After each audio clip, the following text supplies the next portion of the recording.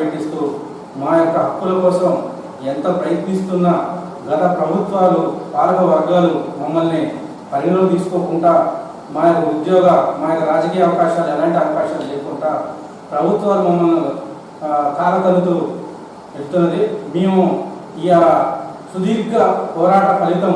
మాకు ఒకప్పుడు కాంగ్రెస్ ప్రభుత్వమే కల్పించింది. ఇప్పుడు మళ్ళా కాంగ్రెస్ యనమల రేవంత్ రెడ్డి గారు ఒక అవకాశాన్ని ఒక సీట్ని కల్పించాడు. ఆ యొక్క సీట్ కోసం మా యొక్క అర్హుడైన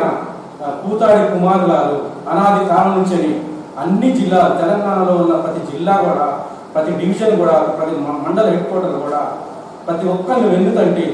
మా యొక్క ఎర్ర సామాజిక వర్గాన్ని చైతన్యపరుస్తూ ఐక్యతపరుస్తూ అభివృద్ధి పదంలో నడవాలనే ఆయన యొక్క కళ ఉన్నది. దయచేసి అతనికే ఆ యొక్క కార్పొరేషన్ చైర్మన్గా అతన్నే ప్రకటించాలని మేము తెలంగాణ మొత్తం కార్యక్రమం ఎందుకు అంటే మా సంఘానికి మా కులానికి ఏ గవర్నమెంట్ కూడా ఇయ్యాటి వరకు మమ్మల్ని 75 సంవత్సరాల వసంతంలో కాలు పెట్టినా ఏ గవర్నమెంట్ కూడా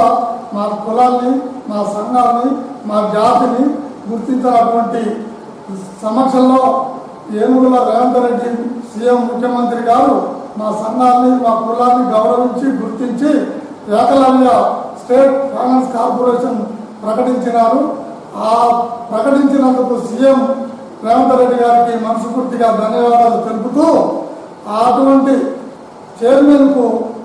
మా తెలంగాణ ప్రదేశ్ రాష్ట్ర అధ్యక్షులు కూతాడి కుమార్ గారు ఎన్నాళ్ళ కానించి 30 సంవత్సరాల కానించి కాంగ్రెస్ గవర్నమెంట్లో ఆ కాంగ్రెస్ ఆ కుటుంబానికి అనుబంధం. అటువంటి రాష్ట్ర అధ్యక్షులు కూతాడి కుమార్ గారికి ఈ కార్పొరేషన్ చైర్మన్ పదవి ఇవ్వాలని మా మహబూబాబాద్ జిల్లా తరఫున మేము డిమాండ్ చేస్తున్నాం. అతడు ఎన్నాళ్ళ కానించో ఎన్నో స్వచ్ఛంద సంస్థ కార్యక్రమాలు చేస్తూ ఎన్నో ప్రజా సంఘాల కార్యక్రమాలు చేస్తూ మా జాతికి ఎన్నో మీటింగులు పెట్టి ఎంతో మందిని ఉత్తేజపడుతూ నాటి నుంచి నేటి వరకు అతడు ఈ జాతి ముందు పోవాలని అతనుకున్నటువంటి సమస్యలు కొన్ని పక్కన పెట్టి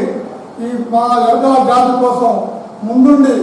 నేనంటూ మీకున్నాననుకుంటూ ముందుండి నడుపుతున్నటువంటి కుమార్ గారికే ఈ రాష్ట్ర కార్పొరేషన్ చైర్మన్ ఇవ్వాలని మా జిల్లా తరఫున డిమాండ్ చేస్తూ అతడే ఖచ్చితమైన